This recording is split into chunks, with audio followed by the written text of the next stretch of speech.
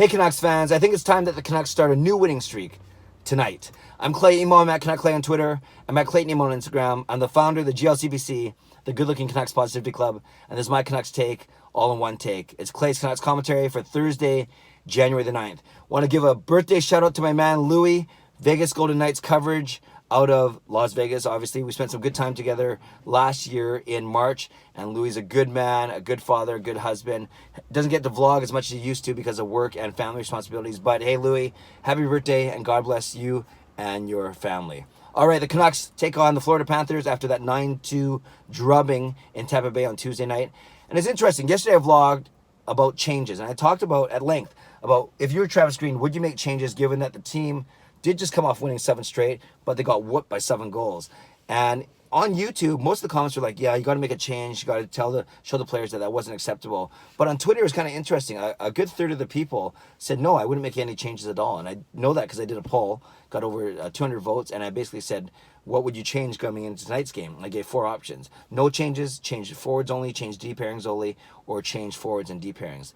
36% said make no changes, so basically a third. 35% said change the D only 12% said change the forwards, and 17% said change the forwards and the D. So only 17% were saying make wholesale changes. The majority of people who said make changes saying make changes to the D pairings. And it looks like they might do that. They might put Edler back with Myers, and then Hughes and Tanev stay the same, and then one of Ben or Fantenberg, which would also constitute a change if it's Ben, playing with Stetcher. So basically going back to the way the D pairings were at the start of the season. We'll see if Ben comes in for Fantenberg to switch things up. And then if the Canucks play as they practice, they're not practicing today, but they did practice yesterday, and Travis Green often likes to play how he practices. Look to see Jake Virtanen and Brock Besser swap places on the forward lines at even strength, and look to see Brock Besser and Adam Gaudette swap places on the 2 power play units. So we'll see what happens tonight. They haven't named a starting goaltender. I could see them going either way. Jacob Markstrom, because he got pulled early, well, after 2 periods in Tampa Bay, so he's had a bit of rest, and he could go tonight. Or you go Thatcher Demko tonight, and then go Markstrom, Demko, Markstrom to wind up the road trip. So either way, I think would be perfectly acceptable. All right, let's talk about Florida very quickly.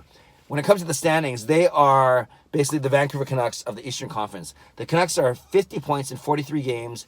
They're basically in the 9th place, 1 spot of the wild card, and they have a +9 goal differential. One of the only 2 teams outside of the playoff bar that has a positive goal differential. The other team only has a +1, but the Canucks are +9, yet they're out of the playoff picture as of right now. Florida Panthers have 49 points in 43 games. Canucks have 50, so 1 less point in the same number of games, so 49 points. And they too are two spots out of the wild card, so they're on the outside looking in. And they are the only team in the Eastern Conference that are outside the playoff bar that has a positive goal differential. The Florida Panthers are +7. The Canucks are +9. So you can see from a standings perspective, they're only 1 point apart. They're both on the outside looking in by 1 or 2 spots. They're only 2 goals apart when it comes to goal differential. So Florida, you could say, is having a decent season, just like you could say the Canucks are having a decent season. They're not having an awesome season, but their season hasn't been poor. You have guys like Barkov up front, of course, and Huberdeau, who's ripping up. So you have Huberdeau, you have Barkov, you have Dadonov, you have Keith Yandel on the back, you have Hoffman, you have Connolly. So you have some decent firepower up front.